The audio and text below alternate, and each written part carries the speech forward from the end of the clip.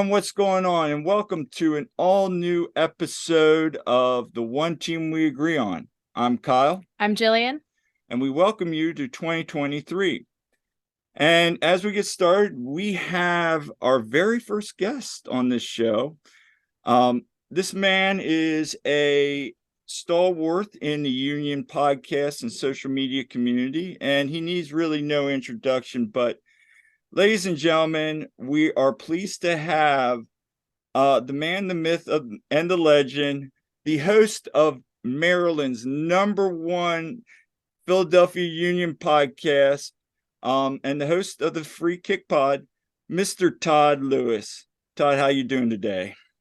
I'm doing great, Jillian and Kyle. I was curious. I was like, where's he going with this intro? Like that was a really good introduction, and nobody's went that in depth with it. So you get another checkbook in my book, Kyle. I mean, I feel like I need another book for all the good things you do, right? Well, no, again, it's an honor to have you on, and like we were talking before you hopped on, this is our very first voyage into interviews, and we started this podcast vlog, YouTube been on, the podcast. What we have 3 principles: love, life, and dupe. I mean, and so we wanted to start that. You obviously were one of the people that when we were talking about doing this, you were one of the first people I reached out to. And I think it's interesting that, you from day one, I was like, how can we do this? And you were giving us ideas and everything to help us kind of get this. So 2023 is now here. First thing I said is last year, I think I was your first one for 2022. Now I'm like, let's get Todd on. Let's, really have a really good conversation here. It's funny how that all comes full circle, right? You're right. And I looked at it, I was like, when did I record first in 2022? And I was like, dang, January 16th is the first episode. I was thinking like, okay, we get into the new year, new episode, but dang, 16 days into the new year is how long it took for me to have a guest on. And like I said, yeah, you were the first guest. So it's funny how those things come full circle. Yeah, and it was funny. I think you were like the one who was like, hey, you want to come on? I'm like, I'm coaching. So it was like, we finally figured a time that worked out. So, but again, like today, we got a time that worked out on our schedule. So let's go ahead and get started. Our first question I want, and for people, I know a lot of people that listen to this show, a lot listen to your show, but there could be some people for the first time they hear the Free Kick and hear about you. So discuss how the Free Kick came to be, and how did you come up with the name Free Kick? I'd never asked you this, but I was always curious. So, man, that's a good question. So, spoiler alert, you did send me a list of a lot of the questions you guys are going to ask. So I looked over them, and how the name came about, honestly, I don't know, honestly. So for people that have been following the podcast, it started out as the full-time podcast, I believe it is, with Todd Lewis and Tyler Elliott. And so that podcast, we covered Premier League soccer, we covered Champions League, and then we did grassroots soccer. We covered the London Underground League over in England, London, duh. And so that was a lot of cool interviewing managers and watching the Premier League every single week. But I feel like there's enough of those podcasts out there. And so I was getting worn out. And one thing that I was told by a friend, he's like, if this starts feeling like a job, then why do it anymore? And I was like, that's smart. I was like, he could tell that it was taking a toll on me and everything. And my heart really wasn't in it anymore. Just trying to watch every single Premier League game, do notes and everything. And I was like, yeah, I don't know if this is for me. And so my old co-host, Tyler Elliott, he got a new job or something like that. So he wasn't available to record with me weekly. And I really didn't want to do a solo podcast. And look at me now, right? That's basically what the podcast is me just giving game recaps, usually by myself, and then I try to do match previews with an MLS commentator or journalist in the MLS world. And so I would go through rotating hosts when I was doing the full-time podcast, and I was like, you know what, I just can't do this anymore. This isn't for me. And so I stopped podcasting, I think, until the end of November, maybe something like that. And I was like, I did go to a Philadelphia Union game. This is in 2019, mind you. And I was like, I had a lot of fun going to that. And I planned on going to a lot of games in 2020. And I was like, why not do a Philadelphia Union podcast? There weren't a ton at the time. Hmm. And so, yeah, I ventured off into that. I kept the name The Free Kick. Me and my friend Tyler, we decided to change it from the full time podcast to The Free Kick, because there was a lot of other podcasts with the name The Full Time Podcast. Hmm. And we're like, yeah, this kind of sounds cheesy. And now when you type in The Free Kick, there's a whole bunch of The Free Kick podcast. I'm like, oh man, I'm not changing my name though. So I put too much work into the logo, Hmm. and I feel like everybody knows me now as The Free Kick. So might have to copyright that though, right? Right, right. Yeah. No, it was kind of the same thing when I was we were thinking about our name. We were like, probably put something in with Dupe, but then when you look at it, it's like Dupe by the river, and then you have like all like the Dupe, like a lot of people Brothers. incorporate, yeah, Doopy Brothers and all that. So we were like, how can we just make it about the union, but like kind of just come up with something that is for is like meaningful for us. So no, that's interesting because you're right, there is a lot of full-time now like names and everything, because I was looking at, I guess it was MLS has like extra time, and I typed that For in, sure. and then it was like full-time this and like all these different ones. So Yeah, I'm glad you brought up extra time though. And I've had a lot of people tell me, well, The Free Kick doesn't tell me you're a Philadelphia Union podcast. Everybody knows extra time. They know it's an MLS podcast. So why can't The Free Kick be known as a Philadelphia Union podcast? right. That's why we got to get more listeners, because then people are going to know when they hear The Free Kick, oh, that's a Philadelphia Union podcast. That's how Right. extra time came about, right? I mean, that's Right. just such a generic soccer term, extra time. But when you say that, you think MLS. So Right. Right. why can't it be the same for The Free Kick, Philadelphia Union? So I think eventually we'll get that way. And that's why I liked how you said in the intro, Maryland's #1 Philadelphia Union podcast. I try not to take myself too seriously. And so just having a laugh and everything, saying Maryland's #1, because it is Hmm. Maryland's only Philadelphia Union podcast. So of course it's going to be the #1. Right, right. That's all good. I just love that too, because like on your sticker, it's like Maryland's #1. I'm like, that's awesome. I love that. So I'm gonna flip. I know, like you said, spoiler alert, we had some questions. I want to flip this. I'm gonna flip this my next question. So how has the union changed your how has the union changed your life for you and for like, I know your sister sometimes goes to your games, and your family, I'm sure, has been to a couple games. How's the union changed your life? So my family has never been to a Union game. Oh, really? We've tried to convince them to come all the time, and no interest. They're watching on TV. Mostly Okay. my dad who'll watch it on TV. Like we'll put it on the TV for my mom, and she'll watch it, I think, to look for us. Or I guess now my sister, since I don't sit in my season ticket Mhm. seat anymore. And so I think that's the only reason she watches, to see how many times they show my sister, because that's why my sister and I love the seats that we sit in the river end, is because we're 3 rows off of the field, and the camera would always pan to us. And so I'd get text from my dad or mom, oh, I see you on TV, I see you on TV, I see you on TV. And so yeah, we like where we're sitting, but I'm sure we'll get into it a little bit later. I do not sit there anymore. Still have the tickets. My sister Mhm. sits there. But how has the union changed my life? Well, I think the easy thing is, meeting people like you Mhm. guys, building relationships with people, whether it be fans, media members, um, with the team itself. So I mean that's changed my life completely. Where look, let's face it, neither one of us knew who each other were until I don't even know how we got introduced, Kyle. I don't know how you found us, and then you introduced me to Jillian. But because of this podcast, I got introduced to all these wonderful fans, and Mhm. Mhm. just the side of media. And then I've traveled to places where I've never been before, going to Atlanta, going to Cincinnati last season. And my sister and I already have our trip booked for Colorado in May. Never been that far west, so really looking forward to that. Um, and again, I mean, I never thought I would go to Atlanta, and never thought I'd go to Cincinnati. The only time I'd been in Atlanta is for a layover, flying, and I don't count that.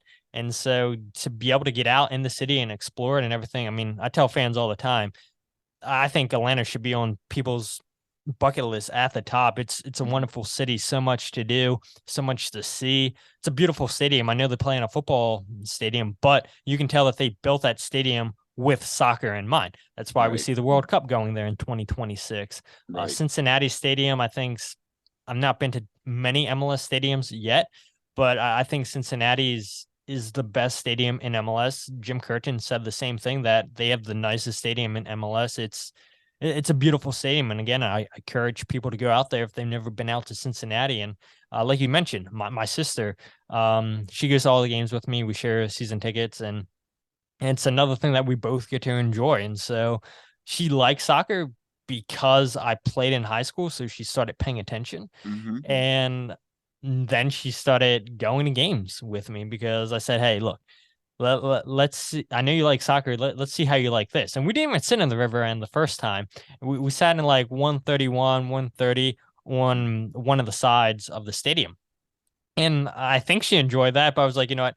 Let me get you on the river and see how you really like that. And yeah, she was hooked from like the first minute. And yeah, I mean, just bringing us closer together. Like we've always been close, but it's another thing that we enjoy doing together. And like I mentioned earlier, you know, just traveling to places that I'd never been before. She comes along with me.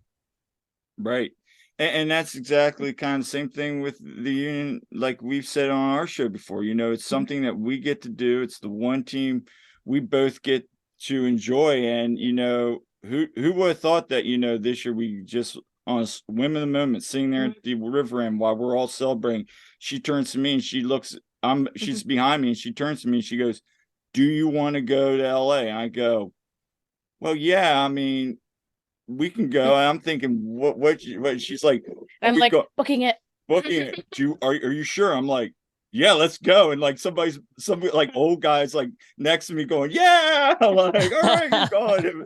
It was like, all right, but so you're like, how did we get connected? Well, so I'll tell you that story. So I had been listening, I think, to the Doopy Brothers. I had been connecting, listening to their show, and I started getting in. This is probably like right during, I think, right around the 2021 season. And I've been listening to podcasts, and I saw yours pop up. I think it maybe was Billy or somebody had retweeted one of your episodes, or maybe it was Jeff. Anyway, I started listening, and it was the Atlanta game, not this year's, but last year's. And I don't know if you remember that, but a lot of people were down on us after that, like 1-0 win against Atlanta at home. And you had this episode, and I'm thinking, well, we played pretty good against Atlanta. And you had this episode, and everything you were saying was something I was seeing. So then I started listening, and I was listening more and more, and we had guests on. And you always were like, hey, if anybody has questions, please reach out to me. I'd love to have questions answered. So finally, one day I'm sitting there on the and I'm just like, you know what? I'm gonna answer a question. And now we talk regularly, and it's funny how that works, because it's like, we've talked so much, and it was like, just, and that's why I say to people, sometimes you just gotta reach out to somebody, like, on these podcasts, because that's kind of how we got connected. And then I think the other one, first time we met was after the Glesnes goal, when you were like, hey, where are you sitting? Where are you sitting? And then me and my other buddy Todd, we walked over and introduced ourselves. So yeah.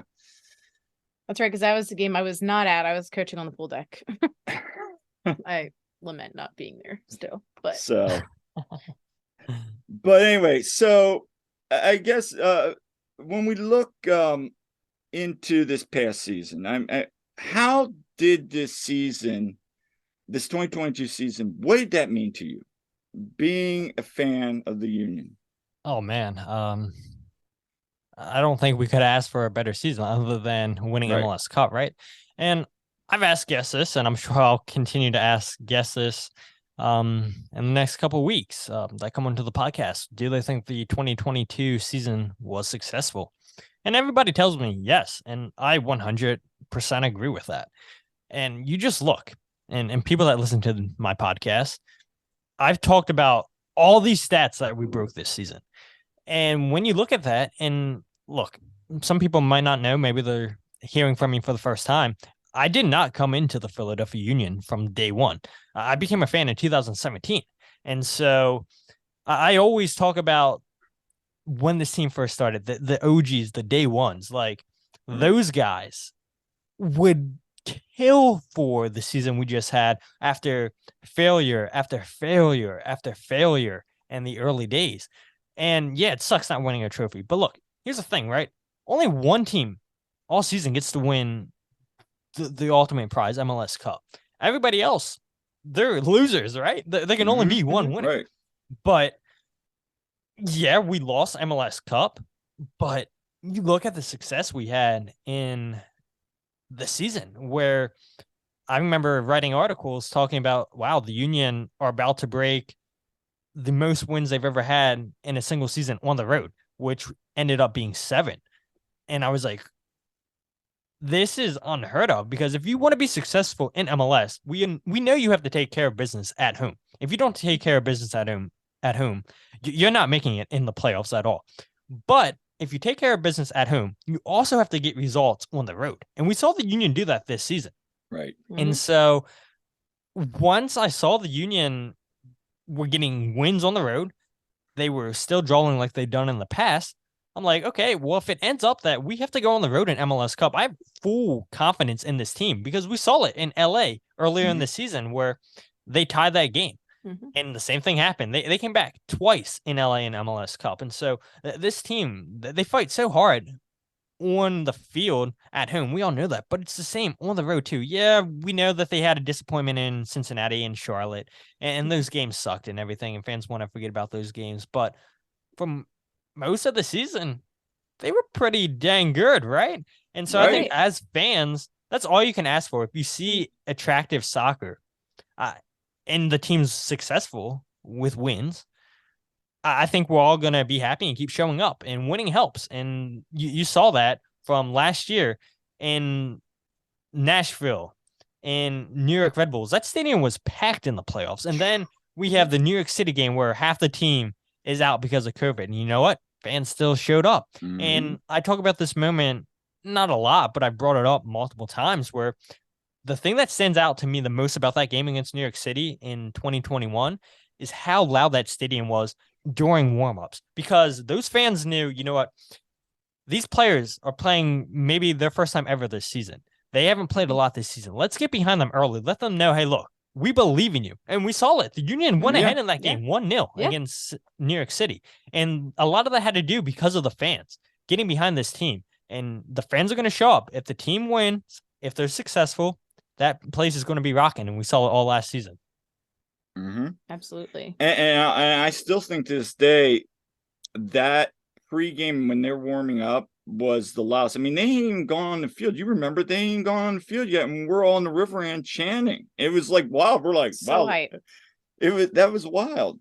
And to this day, I think maybe the Eastern Conference Finals this year, when we went down 1-0, it got loud real quick. Yeah, like that was, we didn't get silent, we got loud. Yeah, because I'm like, great. Oh man, here we go. And then literally everybody just started chanting. We're like, all right, let's go. And then you saw how they responded. So yeah, sitting in the press box during that playoff game, you know, once New York City scored, like for 10 seconds, like all you heard was New York City fans. But then you guys got so loud in the river and you drowned them out. Like you guys got behind the team. And I'm like, that's what you'd love to see. That, okay, look, the Union barely went behind at home this season.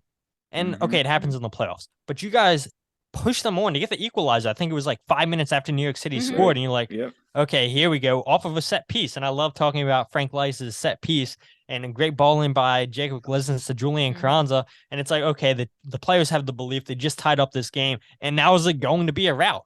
Because we saw a lot during the season. Once the Union got that first goal, the second, the third, the fourth are coming. And that was so enjoyable this season, just seeing them blow teams out. Okay, follow-up question on that game, and I don't think I've ever asked you this. What was your favorite of the 2 goals? I mean, Corey's was special, just that whole celebration there to us, because, you know, he had been fighting. That was a beautiful goal. But out of Daniel's and Julian's, which is your favorite? Because I love that ball that comes in, Jillian perfect header, and you just see Dan just run on that ball, and we go up in that place. Everybody's going nuts already because they know it's coming. Which was your favorite of those two? Yeah, I think that's why we get along so well, Kyle, because we see a lot of the same things. We agree on a lot of the same Yeah. things. And yeah, I think that Gaza goal, I mean, a beautiful header from Julian Yeah. Kranza, right? To hit that down. Like, he couldn't have placed that any better. He had to get the weight perfect on that pass.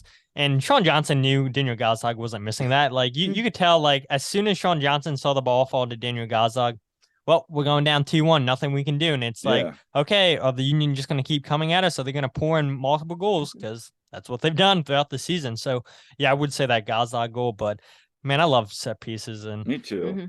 Seeing that quick restart from Jacob Glesnes to Julian Kranza, just those two being on the same page, oh, man, that was a special goal. But, yeah, I got to go with the Gazdag goal. All right, Jillian, do you want to ask the next question? So yeah, how have you noticed the fans and general attention to the Union and MLS change since following the team? Well, we talked about it earlier, right? Winning. Once teams win, that stadium gets packed. So the first time I went to a game was in 2019, a home opener against Toronto, and it just snowed the day before. And I was not looking forward to going to the game. I'm not going to lie. And I remember seeing on social media, like the teams clearing off the field of snow and everything. The team posted a video of Marco Fabian jumping into the snow and everything. I was like, oh man, this is the kind of game it's going to be. It's going to be so freezing. These guys are having fun in the snow. I was like, you know what? Whatever, I'll suck it up. And I remember my buddy and I, Tyler Elliott, we went to that game and I forgot a beanie. I was like, oh, great. We're off to a great start. And I wanted to get a long sleeve jersey, and I should have wore that jersey that I brought that day. But for the people that are watching on YouTube, I'm wearing a Ernst Tanner nice, a warm-up jersey. So I know you guys always do. What are you wearing today, Jillian? What are you wearing today, Kyle? We forgot to do that. We forgot to do that. Yeah. We hopped right into it. So, but anyway, keep going. All right, cool. So yeah, I just remember like that place was packed for the home opener in 2019, despite how cold it was. And so I remember watching on TV in 2017. I didn't watch all games because living in Maryland, I couldn't get every single Philadelphia Union game, but when they would play DC United, of course, I would get that game on TV down here. And then if they decided to put the Union on national TV, which wasn't often in 2017, I would watch the Union then. And I can just remember, there would be times where that stadium was not packed. The Union weren't playing pretty in 2017, and fans weren't going to the stadium. But once you invest into the team, I think it helps where the academy has been really successful, seeing Brendan Aronson now thrive for Leeds United. When you hear about these young players coming through the academy, people get excited. And I remember when Paxton Aronson hadn't made his first team debut, but I remember Rusty Aronson, Paxton and Brendan's dad, saying, at this age, Paxton Aronson's miles ahead of Brendan Aronson. And fans were super excited to hear that. And then you had Ernst Tanner echo the same statement. And then you had Jim Curtin echo the same statement. And that's like the first time I ever heard people like go all in on the academy when people were like, we know how good Brendan Aronson is, but everybody keeps saying he has this younger brother, Paxton Aronson. And so I remember going to the stadium when he made his debut. So many people had 30 Aronson when I was like, wow, like people really believed into this hype, and he's a great player. And we saw him just move this offseason to Frankfurt and Germany, and I think he's going to follow in a similar footstep to Brendan Aronson. But yeah, just from 2017 when the team's not that successful to what it is now, winning helps when you invest into players and everything. When you get a sporting director that actually cares about the team, Jim Curtin's been with this team since 2014, and he gives credit to ownership a lot for sticking with him. And I do too. We see it all the time in sports where, okay, a season or two, if they're not winning games, you're not making it into playoffs, ownerships bringing in a new coach, or you see it all the time in European soccer. After a couple games, they're getting fired. It's like, we know they deal with promotion relegation, and those owners, they're terrified of that. So they're firing managers a lot faster than they get fired in MLS. But ownership stuck with Jim Curtin, and Jim Curtin, Ernst Tanner, they hit it off well. And I think those two have brought so much success for this team, and the winning helps. And so I think that's just the difference right there. This team's winning a lot more games than they were in 2017. And have you noticed it down Maryland? Like I know for like us, we'll be like out in the town and we'll see somebody with like a Union shirt on or something. We Well, didn't yeah, like see as a that. teacher, I see students sometimes, in Southern Lancaster County, wearing Union stuff. I have some diehard like fans at school, which is great. I see more and more of that. So Even in York, like I yeah. told you a couple times, I've seen members walk in and be like, "Hey, they know I follow the Union." They're like, "Hey, we watched that game. Hey, sorry, I think after when I got back from LA, I had so many. Oh man, I watched that game. It was so awesome. Like, I'm so sorry." I'm like, "Dude, that was a great game." But we Yeah. see so many people now wearing Union stuff, and it's like, wow, York County. Okay, so have you seen that down in Maryland? My sister's seen it a lot more than me. I mean, anytime she's out in public and she sees somebody with a Union license plate or a Union Mhm. sticker, or they're wearing Union gear, she's calling me out right away. Like, I just saw a Union fan. I just saw a Union fan. I'm like, you love to see it. So yeah, I mean, I have been out and I've seen people have like Union decals on their cars and everything. I mean, not as often as you guys seem to text me, but yeah, it's growing here. And it's so crazy to me, right? I tell people all the time when they say, "Oh, I'm from Maryland and I support Philadelphia Union." It's a lot closer. That's why I became a Yeah. Philadelphia Union fan. Yeah. It's a lot closer to go up to Chester than it is to go down Mhm. to DC. Mileage wise, closer DC is, but that DC traffic is horrendous. And Yeah. that is why I was not going to become a fan of DC United and travel down there every single week or every other week to go see that team, where I'm like, I can't do it with this traffic, but takes an hour to get up to Chester. It's perfect for me. Just hop on 95 and I'm there. Mm-hmm. And so I say it all the time. It's like, man, like these people, I live in Harford County, Maryland, which I know probably doesn't mean a lot to you guys that are listening to this podcast. So Mm-hmm. that's about 20 minutes north of Baltimore City. Mm-hmm. And so I say it all the time. It's like, it's not far. Like, I know soccer is huge here in Maryland. Like, these people should not be DC United fans. They should be a Philadelphia Union fans, Right. because one, the team's a lot better than DC United. Two, it's a lot Mhm. easier to get to Chester. And Right. so I think, again, we're talking about winning. Slowly but surely, fans are coming out in Maryland. People that I don't even know. I just see them in random places in public. And I have been in touch with some people living in Maryland that have said, "Hey, look, I live in Maryland too. I'm a Philadelphia Union fan." I'm like, great, this is awesome. So I think slowly but surely it's going to keep creeping down here into Maryland. Yeah, I think in general, the Union are just getting a lot more notice. It's always been, oh, people are 4-4-4 Philly, and it's like I'm seeing more and more 5-for-5, and Mm-hmm. which is great. Even like, well, back to what we're wearing, I'm wearing 5-for-5 Philadelphia shirt, came up as a sponsored post on Facebook, and naturally I was like, oh, it has Andre Blake on it, Yeah. has all, it's got, all of them. It's got Blake, it's got Carter Hart, it's got Jalen Hurts, it's got Bryce Harper and Joel Embiid, and, I thought that was perfect to sum up, the end of 2022, because, well, aside from the Flyers, all the Philly sports were, doing well. The Flyers had like a moment when everyone else was doing good, but yeah. So, yeah, it's becoming more of a thing, which is good, got to keep it growing, keep that fan base growing. Absolutely. And then so now that you're kind of in like more with like in the press box, you go sometime you've been on the interviews with Jim Ernst. How have you noticed in the media and like their attitudes have shifted? Like, and even for like me from the outside, like I'm starting to see the MLS talking more and more about the union, where remember there's always been that joke of, oh, the MLS, they never talk about the union. Well, heck, at the end of the year, you saw a whole bunch of them starting to be like, hey, the union are actually doing something here. They got a shot, So being in the media, how do you see the attitude shifting? Yeah, exactly what you said. I mean, Tannenwald, Tansey, and DeGeorge, I give those guys credit. Right. I mean, win, lose, or draw, those guys were always covering the team. And those guys, what else can I say about them? I mean, they're excellent journalists. They've been with the team for so long, and they're doing a good job giving the union the coverage that they deserve. And then, of course, you've got people like Matt Ralph, Greg Oldfield, who write for the Mhm. Brotherly Game. And, that's not their full-time job, but they're doing just as much work as the guys that are getting paid covering this team. And then, I see other people that work for smaller platforms too, still covering this team. So you're starting to see a lot more smaller news sites take notice of the union. At least I have.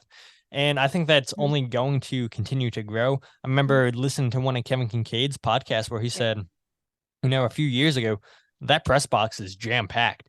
And now when I get into the press box, they're socially distancing us where it's every other seat you're sitting next to. But I feel like they're only doing that to make it look like it's a lot more crowded in the press box than what it really is. I mean, there's the three I mentioned, Tansy, DeGeorge, and Tannenwald, who are always there. Greg Oldfield and Matt Ralph. It's one of those guys, maybe sometimes both. Skylar Hoffner, who writes for Philly Union Nation, I believe it is. Obviously myself. And that's pretty much it, who shows up on a weekly basis in the press box. Occasionally you get somebody from the other team there. I know a couple guys that cover the Union in Spanish, but they're not there every single week. And it's very, very, very rare when you get somebody from MLS soccer at the game, unless it's a playoff game. Of course, everybody comes for playoffs. But like you said, Kyle, you read MLS articles, there seems to be a lot more Union articles than there were a few seasons ago. And again, back to our conversation, winning helps. The Union win, people want to be like the Union. And so people are like, oh, this is easy. I have something to write about because this team's doing something that no other team in MLS is doing. And so because of that, you're starting to see it also change in the national media. Right. No, that's good. And follow up to that. So Eastern Conference Finals, how packed was that? Oh man. How packed was it? It was, oh man, it was there some big names in there? Who was in there? Tom Bogert was in there. Dave Gass was at the stadium, apparently. I never saw him in the press box. Oh, the Cooligans, you guys might know them. They were in the press box. Alexi and Christian. Yeah. And they were in the press box. Let's see.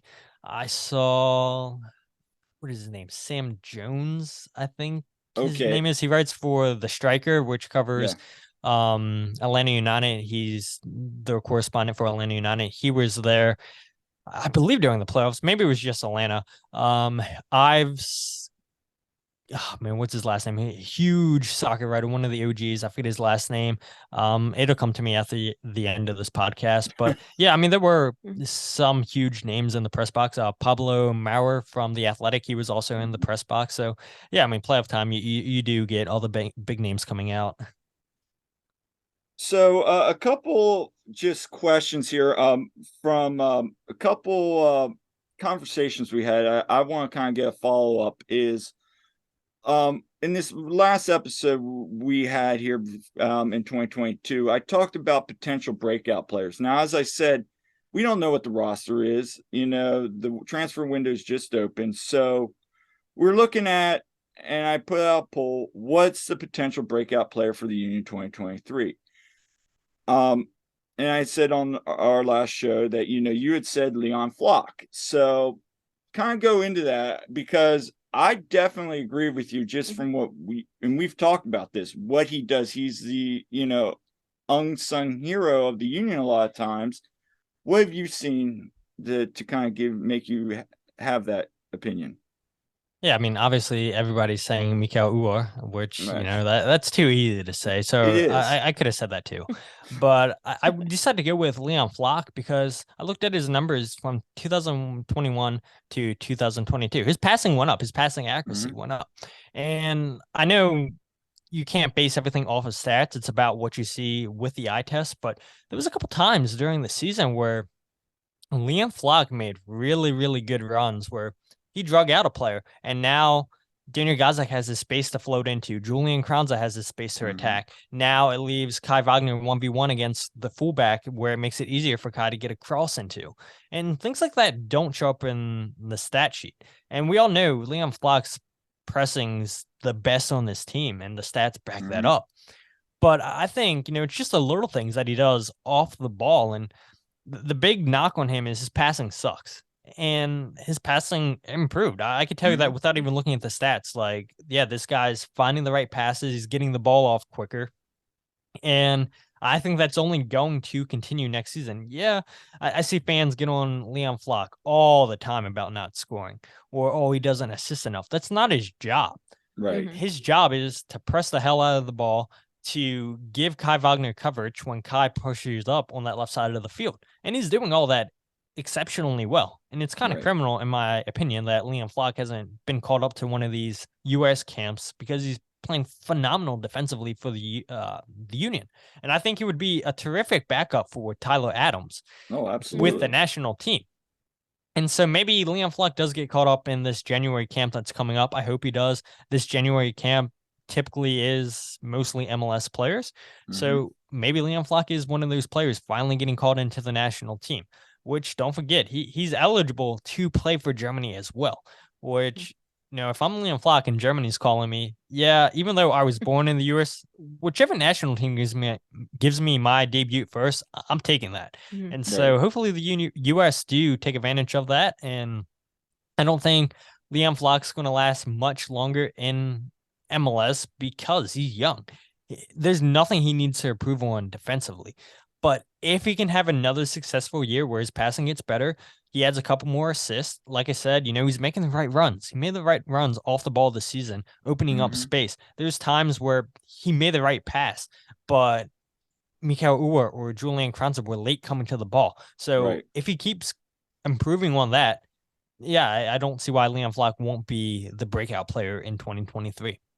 That's a very, very good point, especially with what you brought up about, like, that's the thing I kind of noticed too. He was making the right passes a lot of the time. He was making those right runs. And like you just said with Kai, he does a great job, especially when Kai sometimes, and we've seen he presses up a little too high sometimes. And then, there's that turnover. Now they're on the, defense. And how many times have we seen it? He stops those guys right down, gets the ball back right there, cross in, boom, Union score. We've seen that this year. And so, yeah. Um, Recently on your pod, you've been talking a lot with Piccadilly and then with Bear Fight, about grassroots soccer.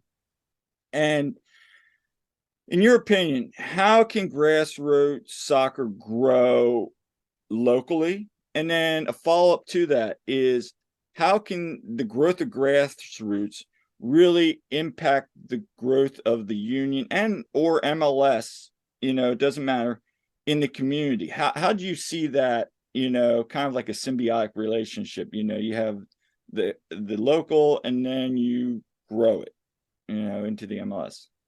For sure. And I got to say, I've had a lot of fun introducing Union fans, maybe for the first time, to Jem Toygar, one of my closest friends. He lives over in England, the manager of Piccadilly FC.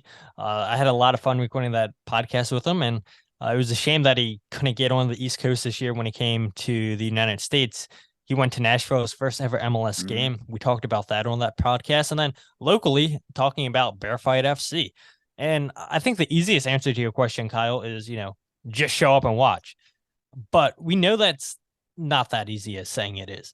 I Right. think there's a lot of people in grassroots soccer for the right reasons, for growing the game, for developing players, for building community, uniting people. And that's great. That's what Right. grassroots soccer should be about, in my opinion. But you do have a lot of people that are in it purely for money. And grassroots soccer can be very profitable. I'm not going to shy away and say, oh, no, you can't make money running your own team. You definitely can. But I think one thing that would help is if organizations would just be straight up and say, yeah, we're just in this for money. Right.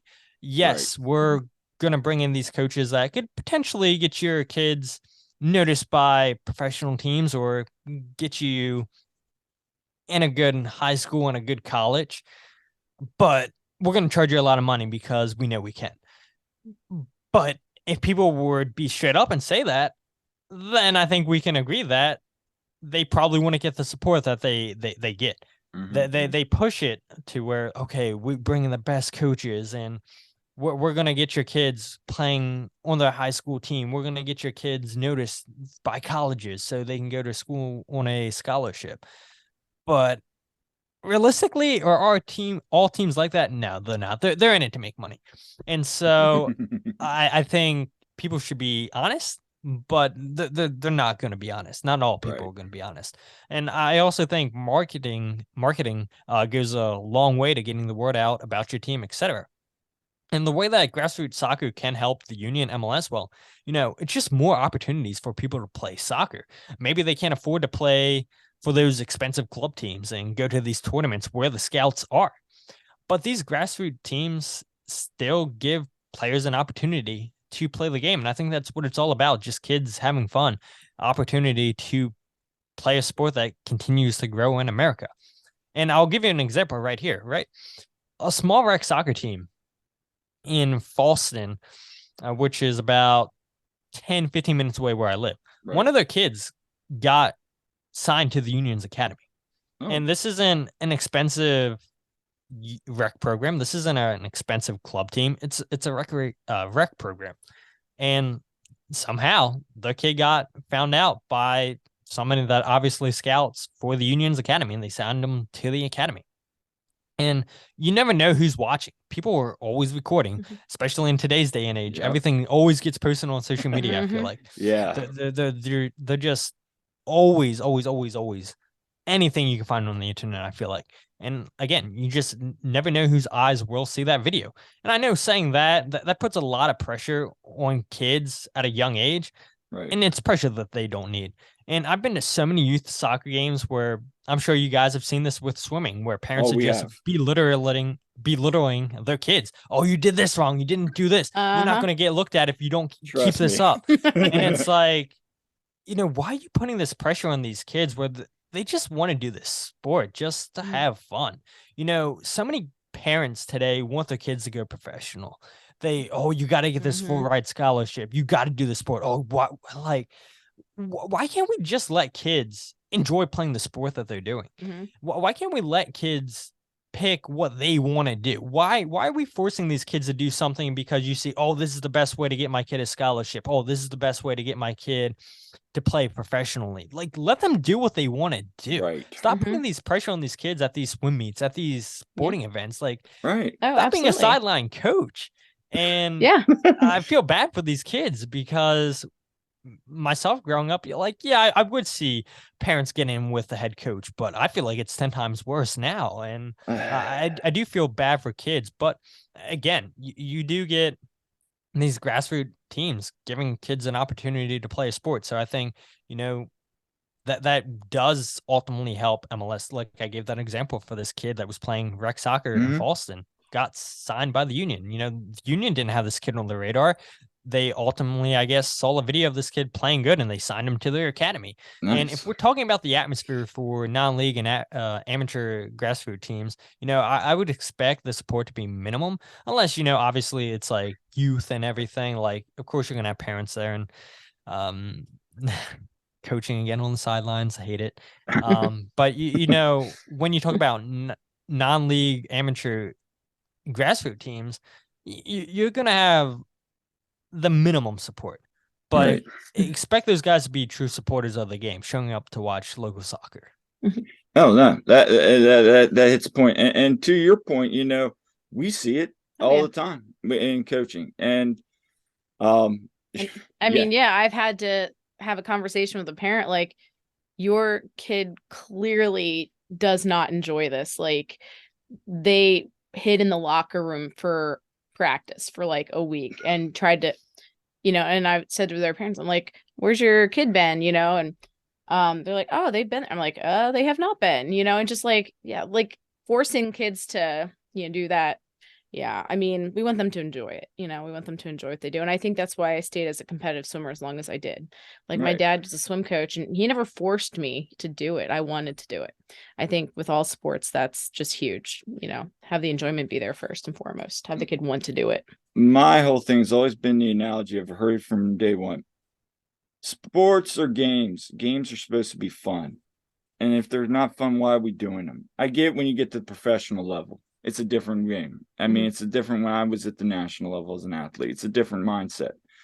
But at the youth level, let's have fun. You know what I'm saying? So you have a busy January coming up. So let's talk a little bit. We got a couple more questions, but let's discuss the U.S. Coaches Clinic in Philadelphia. So talk to people about that and what's going on. Do you have anything planned that you can share? Yeah, I mean, like you said, I mean, it's going to be a busy January, and I just want to get it out there real quick. I know I talk a lot, right? And so for people like, oh man, this guy never shuts up. Like I always feel bad when I have episodes that go long. So I just want to say I'm sorry if I'm talking for too long. Like, No, you're I fine. guess that's why I do a podcast, right? Because I enjoy Mhm. talking. But to answer your question, the United States Soccer Coaches Convention is coming to Philadelphia this year. And let me get this out of the way real quick for people that are interested in attending the conference. If you want to use my promo code TFK23, that gets you, I forget how much off. I think the price goes out to be $375. So it's a lot cheaper than I think it's at $500 right now for the convention. So if people are interested in going to the conference, use TFK23, get you some money off the conference. But yeah, I'm really looking forward to this.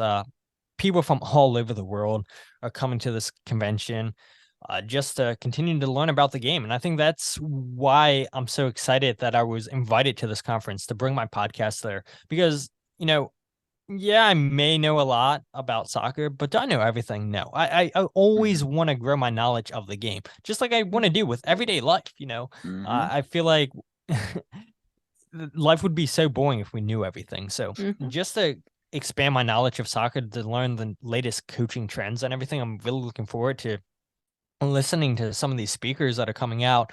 For Union fans, Ernst Tanner is going to be there, Phil Wetton, Jim Curtin, JP Dellacamera. And so my plan, I'm really, really, really, really, really hoping that this happens. I've never had Jim Curtin on the podcast.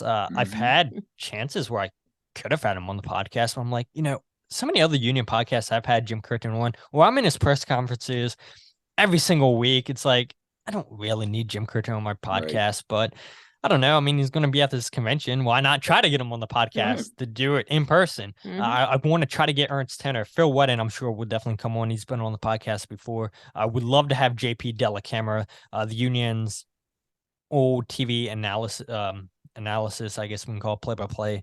And I do say old because we all know the Apple and MLS deal, no more Mhm. local commentators. So hopefully JP is a part of that Apple MLS deal, which is shocking to me that we have heard nothing on that still. Right. Right. Who's Mhm. going to be the commentary teams?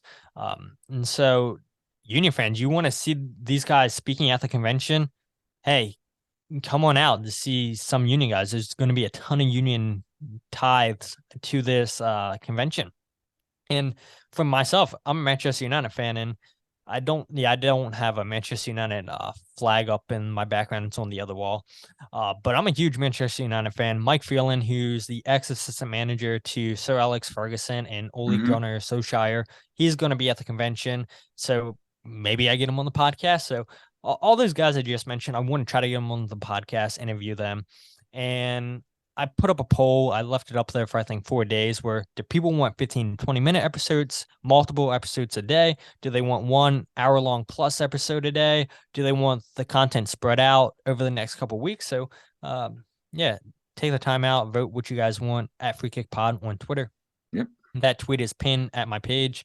And so, yeah, just like listening to these coaches speak, trying to get these guys to come onto my podcast. And we talked about earlier how I used to cover the Premier League. One of my friends from when I used to talk about Premier League, his podcast got invited to the convention. So I'm probably going to have him come on to the podcast. Awesome.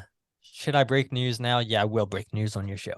Billy Myers, you guys know him, is coming on as a co-host for me at the convention. I did not mention his name on my podcast. I'm not doing on any more episodes until the convention. So Right. the only way people are going to find out about that information, they got to listen to your guys' podcast. So All right. hopefully they are.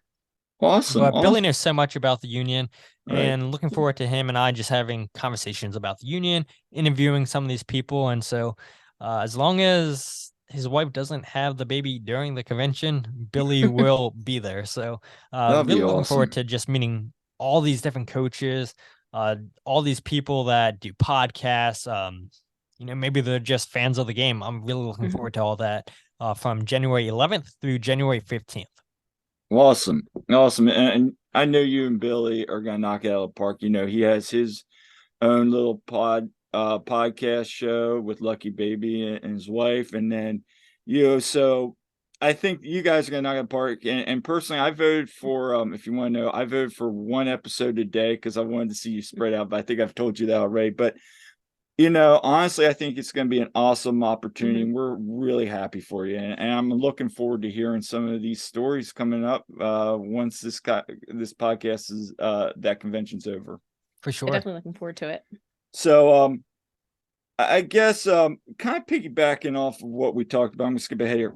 And this is one I didn't put on. What makes the fan base special? And I'm not just talking about the Sons of Ben and supporters. I'm talking about this fan base compared to other MLS fan bases that you've seen. That's a good question. And I told you, I sent you a text this morning. I was like, yeah, don't tell me all the questions. Like, I want to come up with something like on the spot where, okay, I don't just read word for word on a word sheet. What makes the Union, I would say the fans don't give up. There is so many times, and I've talked about this so many times on the podcast, where the New York Red Bull game in 2019 in the playoffs, the only reason the Union won that game is because of the fans. The Union are chanting at halftime, "Hey, Union, wake the F up. Hey, Union, wake the F up." And like, oh, dang, these guys haven't given up on us. It is pouring down rain. And the team comes out in the second half and play phenomenal. It's like, where was this in the first half? Like, you wouldn't have put us through all this stress if you guys would have played with that intensity, that energy you guys had in the second half of the game. But when this team goes behind, the fans are still chanting them on. And maybe that didn't happen in the early days where like, oh, same old Union. I know both of you guys are on Union on Twitter. And there's a saying, oh, that's so Union. Because back in the day, everything that could have went wrong for the Union went wrong. And so people would always say, oh, that's so Union. But you don't really see too much of that anymore. And so I would say I've been to games in Atlanta. I've been there twice where Atlanta drew against the Union both games. The first time I went in 2021, when Corey Burke scored the game-tying goal, fans left that game as soon as he scored that goal. They were pissed. They thought they were going to win that game. We had fans telling us once we left the stadium, "Oh, you got lucky. What a crappy way to play." Blah blah blah blah blah blah.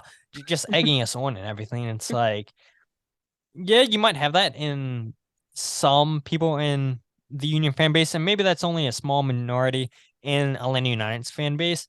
But it's like the people I've been around, like, okay, the Union fans, like, they don't go up. They don't give up if we've just conceded a goal. But these people, there's still time for Atlanta United to get an equalizer. I know we're in the stoppage time, but Atlanta played good that day. And they could have got a game-winning goal with a couple seconds left. I mean, crazier things have happened in soccer. And so to see the fans walk out of the stadium when there's still time on the clock, I'm like, yeah, I don't think we would have got that in Subaru Park.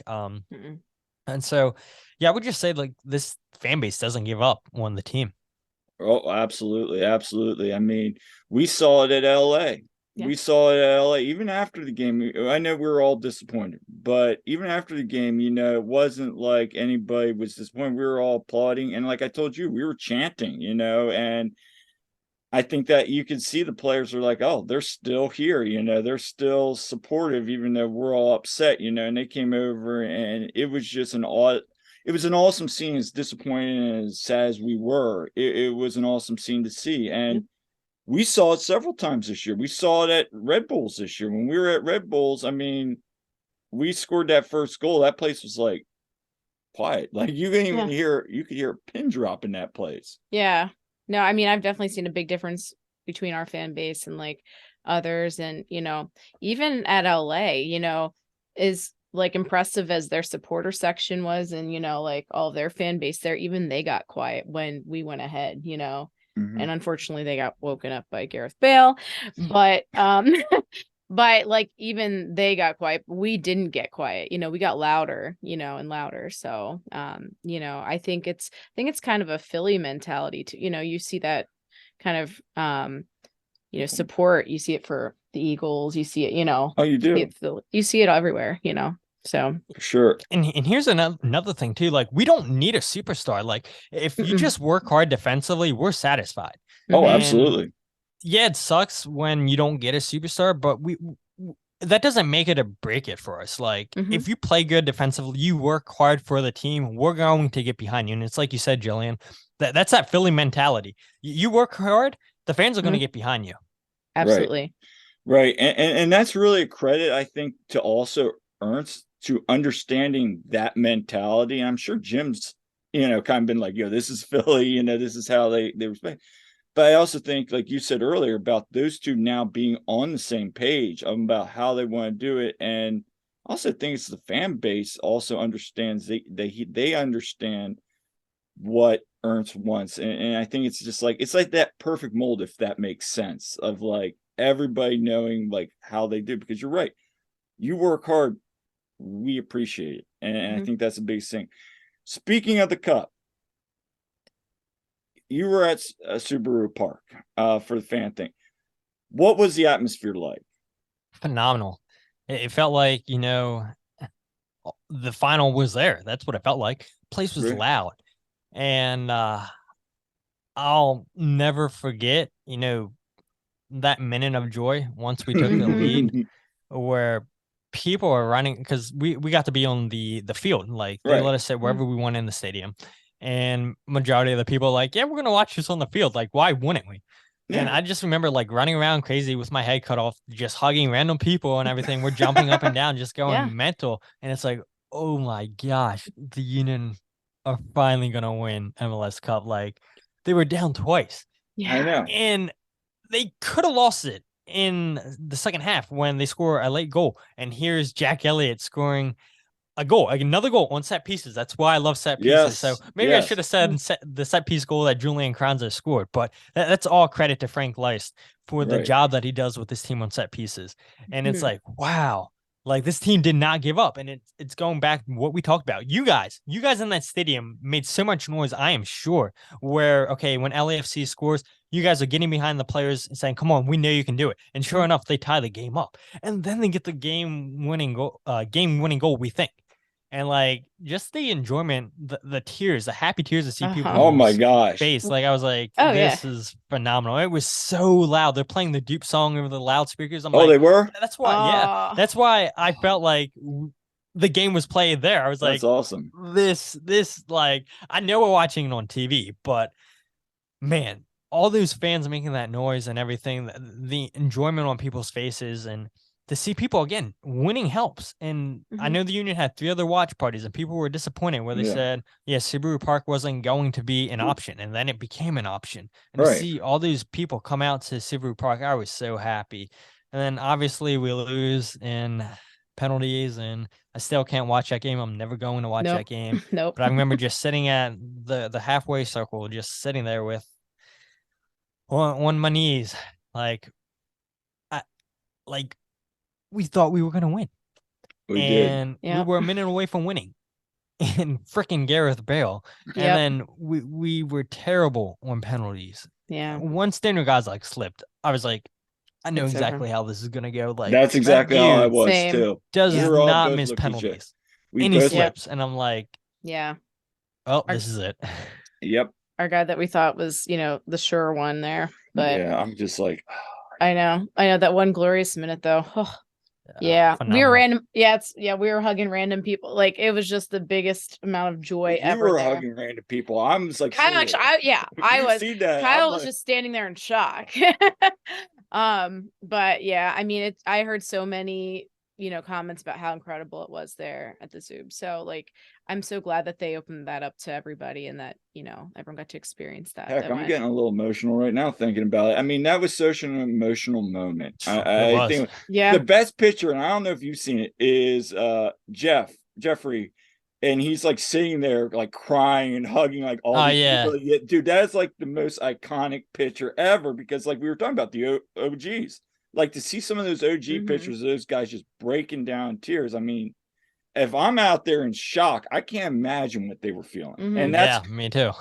and we were, and I'm sitting there when that ball went in, I'm thinking to myself, oh my gosh, everything that we thought this team could do. That wasn't Mhm. like, oh my gosh, we're going to win the cup. It was like everything we thought this team was capable of doing all year is correct. You know what I'm saying? And that was, so when Gareth Bale scores, it's like, Yeah. but that was awesome. And would we do it again? Absolutely, in a For heartbeat. sure. Yeah.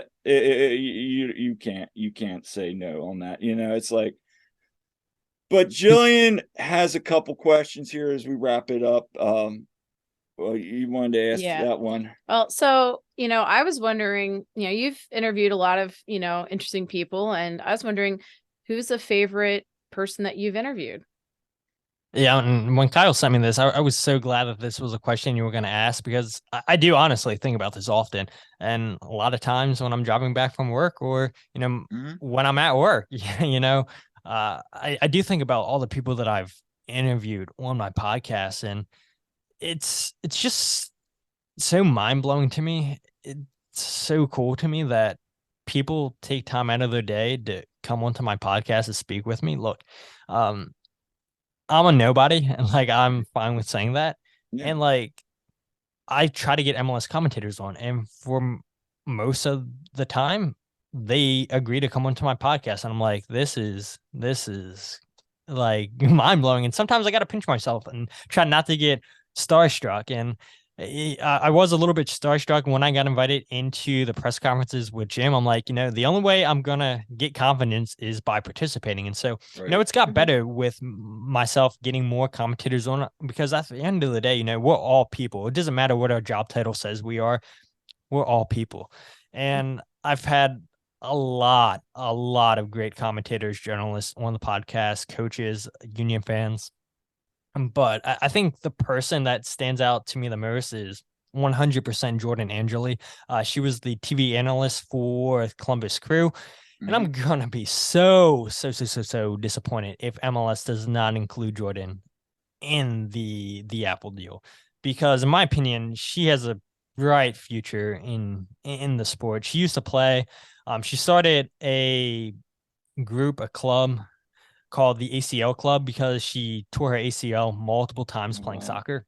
Mhm. And so what the ACL Club is, it's a community of people that have tore their ACLs, and they get together, and um they try to inspire each other through their recovery, because like she talks about on her podcast, she has a podcast too where she interviews guests, and she posts Instagram videos at, I think, ACL Club.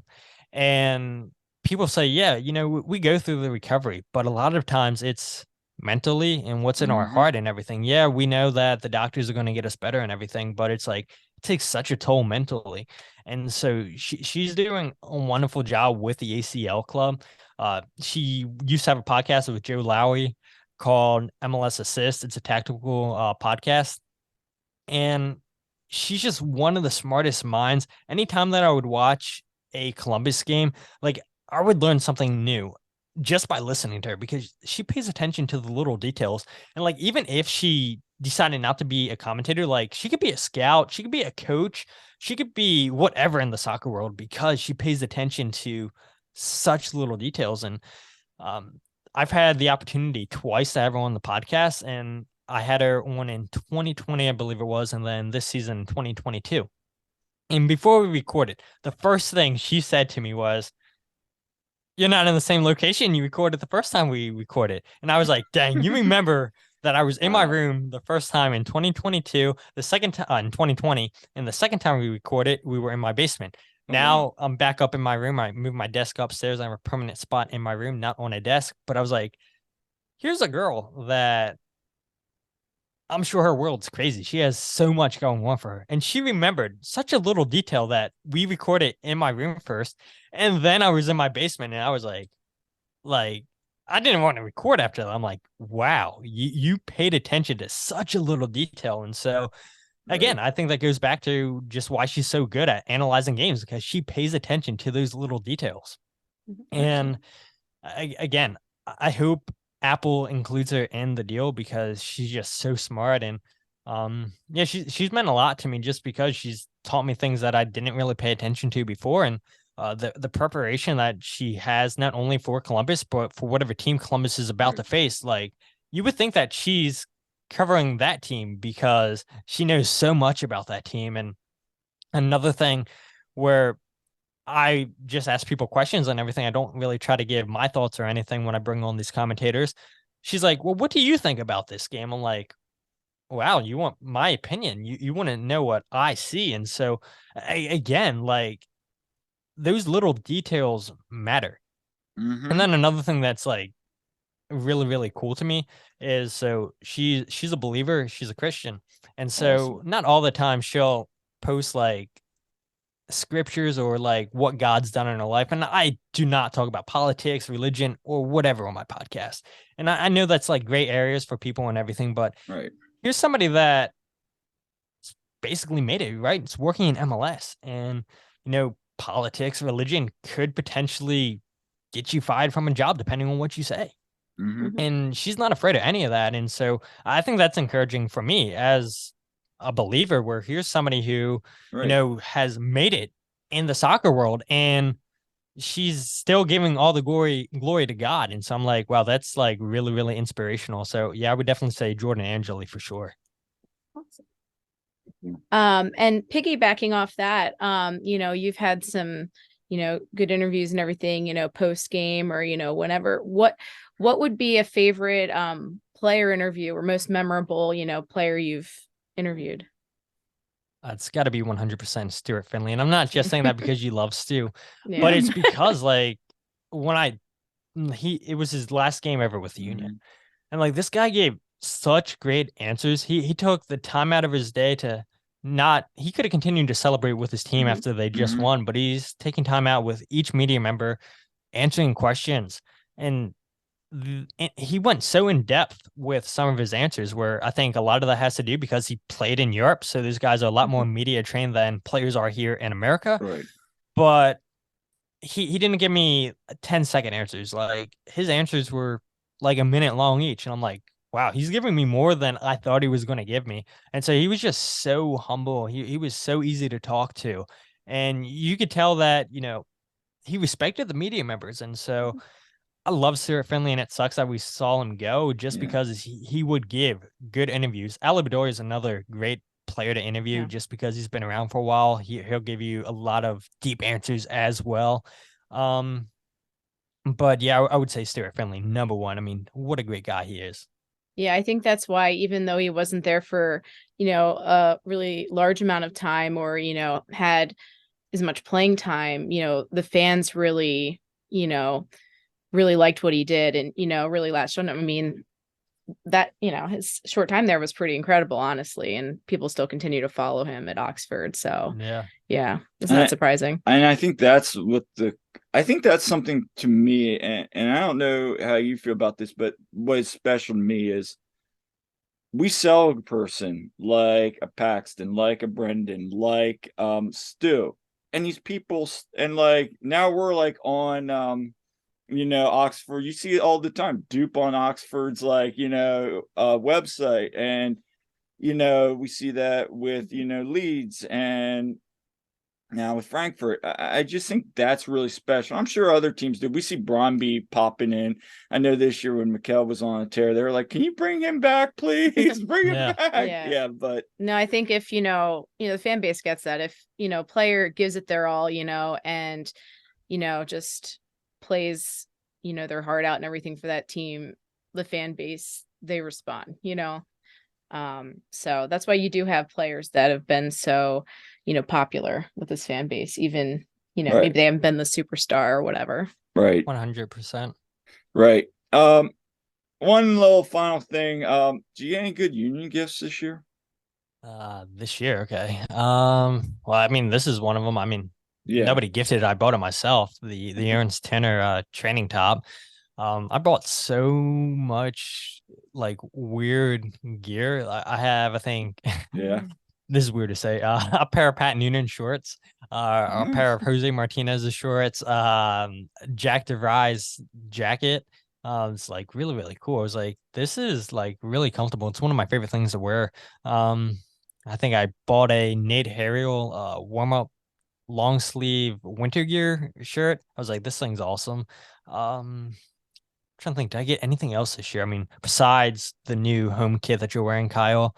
Yep. I bought, I think, some of the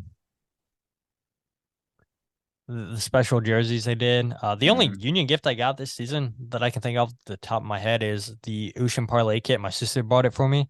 Oh, nice. So that's the only gift that I got per se. But I mean, I did buy a ton of Union gear this season. Right. Still looking for that Bethlehem Steel Philadelphia Union kit, that black with the red lettering. But when they pop up on eBay, they're so expensive. So you saw me post. Did you see me post that the other day? I did. Yeah, I'm like, that's the one I'm too. I even asked, I think Billy, I was like, Billy, do you know anybody? He's like, I don't know. It's like, they're so rare to find. So rare. Oh, it's such a nice jersey. And then you see somebody like walking around the tailgate with one. I'm like, oh, yeah, I'm not sure if I would wear that in public because, like, how rare that jersey is. And if anything happened to it, like, I'd be devastated. So maybe like on a podcast or something, I would wear one. Yeah. But like to a game or something, I don't know. And sitting in the river end, I just feel weird wearing having red on. Oh, in yeah. the river That end, too. like it just doesn't feel right. Like I feel bad at work when I have a red shirt on. Okay. I'm kidding, but it's weird. But anyway, before we wrap up again, thank you so much, Todd, for coming out. You. And where can people find you? Yeah, for sure. You guys can follow on Twitter, Instagram, or Facebook at Free Kick Pod, and now I'm doing the same little spiel that I do on my show. Right, it's just so ingrained in me. You can find the website thefreekick.net, wherever you get your podcast, The Free Kick. And yeah, I think I covered everything right there. But it's been a blast to be on here, and I know we've been at this podcast for a long time, and it seems like anytime I'm a guest or anytime I have people on, I'm always going over an hour. And I guess that's why I'm doing a podcast, right? I love to talk, which is a story in itself where growing up, like I hated the sound of my voice. And to see myself doing podcasts now where I'm talking all the time, like I don't care what I sound like, and people tune in and listen to me, so obviously they don't care either. And so I'm doing something that I enjoy, and I think that's all we can ask for. If you're doing something that's fun, continue to do it. And that's why I'm so happy to see you guys do a podcast, do a vlog, because there's not enough Union content. The more, the better. Right. And I was going to say to you, Jillian, like listening to your first episode you guys did, like I can tell you found your voice. Like you're getting more comfortable in front of the mic, in front of the camera. And I'm like, okay, you two definitely have good chemistry together. I guess that's why you guys got married in the first place. So, I'm so glad you guys decided to do a podcast and to invite me on the podcast. And whenever I get invited on shows, it means a lot to me that people are like, hey, you want to come onto the podcast? So thank you guys so much for having me on the show. And I look forward to all the uploads you guys have, because you guys are doing a fantastic job, and it's another voice into this just small community we have. We appreciate that. And yeah, we appreciate it, because you're right. That's the one thing we want to do. And I think another reason you and I get along is we want to build this Union fan community. Like we want to see this. And I know you've said this before. We're doing this because we love the Union. We want to see them grow. But also in 70 years from now, we want to see packed houses at the looking down. We want to see packed houses at Subaru Park, wherever the stadium is. You know what I'm saying? So we appreciate it. And we'll definitely, maybe during the season this year, if we do some interviews, we're still figuring out our kind of what we're going to do during the season. But we'll definitely have you back on. So thank you again. I was going to say, well, I hear that there's a podcast coming up soon where you guys are supposed to get invited on that podcast, and I also got invited on that podcast. So maybe you guys haven't heard about it yet, but I have not heard about that yet. But I'm sure we'll be seeing each other very soon. So awesome, man. Well, hey, thank you again. And so you guys can follow us as well. On our podcast, we're on Twitter at TOTWAG. That's the One Team We Agree On. And we're also on Facebook and Instagram at the One Team We Agree On, all one word. But for next time, I'm Kyle. I'm Jillian. and we'll see you next time. Happy 2023, everybody.